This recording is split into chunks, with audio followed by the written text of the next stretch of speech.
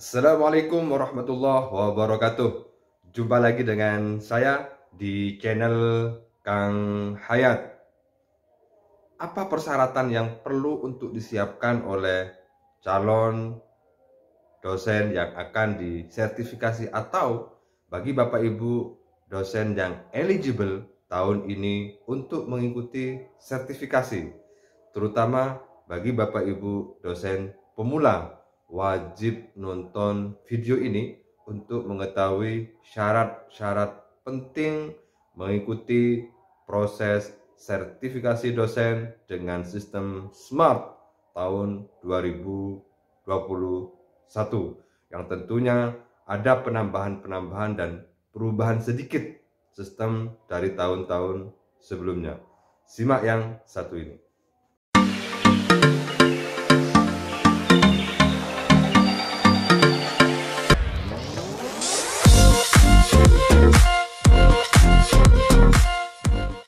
Ada 8 syarat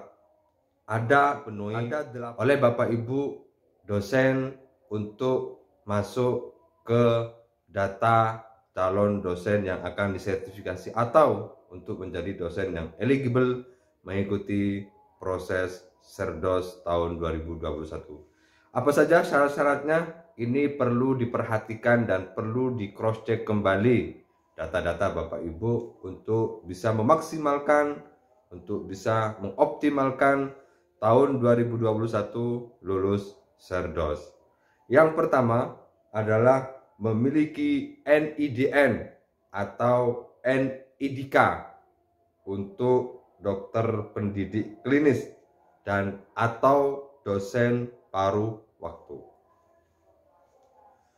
Jadi syaratnya adalah harus punya NIDK atau nomor induk dosen khusus dan atau NIDN, nomor induk dosen nasional.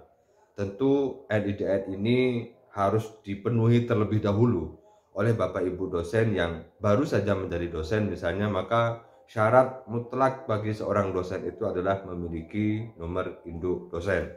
Sehingga nomor induk dosen ini masuk ke dalam syarat utama di dalam proses pelaksanaan Serdos tahun 2021, termasuk dosen khusus atau dosen yang memiliki NIDK itu yang dibuktikan yang dijadikan sebagai syarat, sehingga NIDN dan IDK bisa menjadi syarat untuk bisa mengikuti Serdos tahun 2021.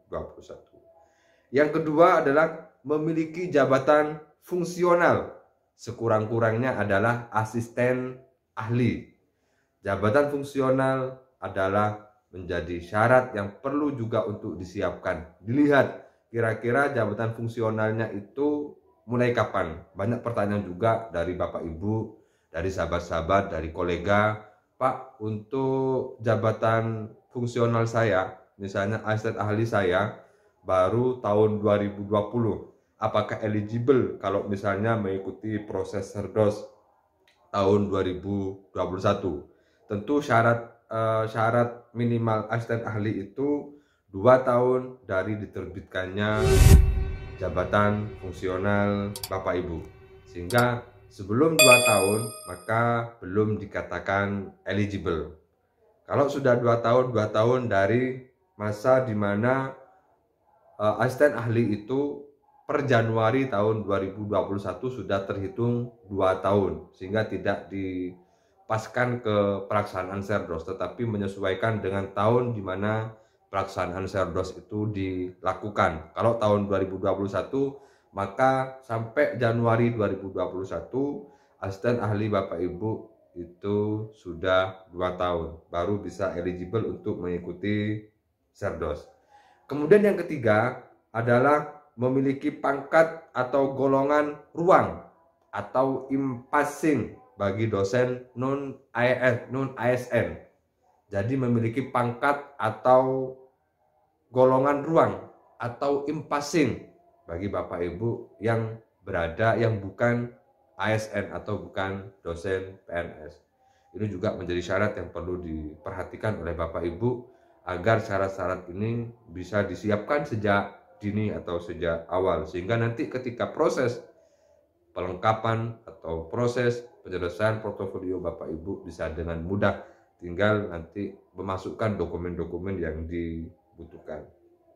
Yang keempat, ini yang paling penting dan perubahan sedikit dari sebelumnya adalah masa kerja sebagai dosen sekurang-kurangnya, yang tadi saya sampaikan di awal berkaitan dengan asisten ahli, itu adalah 2 tahun secara berturut-turut terhitung dari TMT, pengangkatan pertama dalam jabatan fungsional, sampai dengan 1 Januari tahun pelaksanaan Serdos.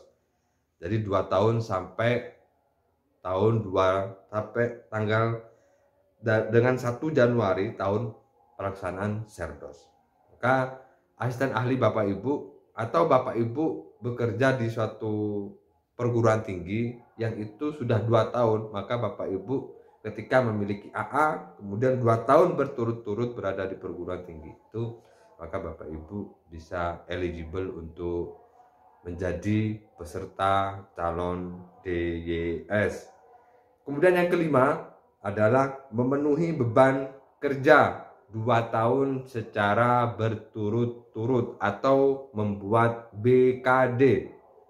Jadi ini menjadi runutan dari persyaratan berikutnya yang mensyaratkan 2 tahun secara berturut-turut sejak TMT diterima menjadi dosen di lembaga tersebut. Maka Bapak Ibu di persyaratan kelima ini Bapak Ibu membuat BKD, beban kerja dosen 2 tahun secara berturut-turut. Berarti ada 4 semester yang harus Bapak Ibu buat BKD-nya.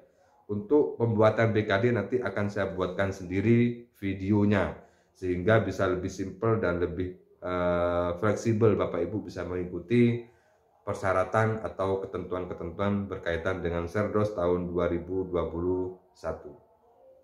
Yang keenam adalah memenuhi nilai ambang batas atau passing grade. Jadi passing grade berkaitan dengan TKDA. TKDA yang umum mungkin Bapak Ibu yang sudah berproses di Serdos tahu.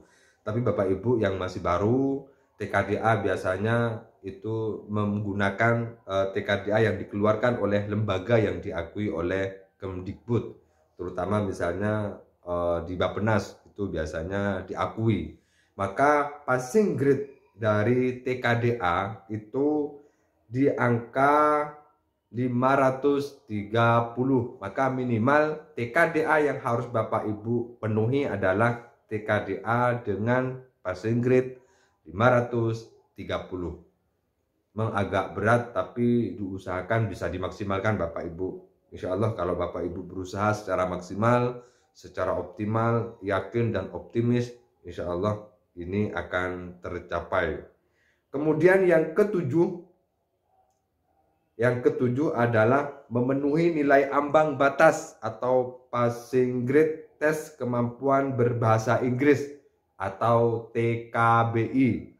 Ini juga sama, TKBI dikeluarkan oleh lembaga yang diakui oleh Kemdikbud. Yang biasa Bapak Ibu biasanya lembaga-lembaga yang sudah ada datanya di Kemdikbud, mungkin Bapak Ibu juga memperhatikan apa saja, silakan bisa dicek di ketentuan atau pedoman Serdos. Passing grade dari TKBI adalah 477 untuk TOEFL jenis ITP, PBT dan RPDT. 153 untuk TOEFL jenis CBT, 53 untuk TOEFL jenis IBT, dan 5,0 untuk IELTS. Jadi itu Bapak Ibu perhatikan passing grade-nya, karena passing grade ini menjadi batas minimal yang harus dipenuhi oleh calon dosen yang akan disertifikasi atau calon dosen yang eligible. TKDA ada batas minimalnya, TKBI ada batas minimalnya. Sama atau lebih dari angka, kalau TKDA misalnya 530, kalau TKBI misalnya 477 untuk TOEFL yang berjenis ITP dan seterusnya. Jadi ini menjadi ketentuan yang harus diperhatikan karena TKBI dan TKDA untuk tahun 2021 pelaksanaan Serdos tidak masuk ke penilaian yang menentukan lulus atau tidaknya di proses pelaksanaan Serdos, tetapi TKBI dan TKDA ini masuk ke dalam pengisian portofolio yang kemudian ini akan dilihat bersamaan dengan persyaratan portofolio 8 portofolio yang insya Allah juga akan saya buatkan apa saja portofolio yang harus Bapak Ibu lengkapi di tahap 1 untuk memastikan Bapak Ibu masuk ke dalam dosen yang akan disertifikasi. Di video sebelumnya saya juga sudah menjelaskan tentang tahapan-tahapan proses sertifikasi dosen tahun 2021 dengan berbasis SMART. Salah satunya adalah tahapan-tahapan berkaitan dengan pengisian portofolio. Dan yang ke-8 adalah memiliki sertifikat program peningkatan keterampilan dasar teknik instruksional pekerti atau AA Applied Approach dari perguruan tinggi pelaksana program pekerti AA. Ini juga syarat tambahan bagi Bapak Ibu kalau yang sebelumnya pekerti AA adalah menjadi pengganti dari TKBI atau TKDA. Tapi untuk Serdos tahun 2021, AA dan pekerti itu masuk ke dalam pengisian portofolio yang wajib disampaikan di dalam portofolio di tahap 1. Sehingga syarat-syarat ini sebenarnya mempermudah kita dalam proses pelaksanaan Serdos, berbeda dengan pelaksanaan Serdos sebelumnya. Maka tagline SMART ini menjadi penting untuk Bapak Ibu bisa lebih meningkatkan, Bapak Ibu bisa lebih memperhatikan aspek-aspek portofolio yang menjadi syarat itu, sehingga dengan portofolio itu memudahkan di dalam proses pelaksanaan Serdos itu sampai nanti pada pelulusan atau dalam proses pembuatan PPD UKT-PT sampai kepada pengisian persepsional diri.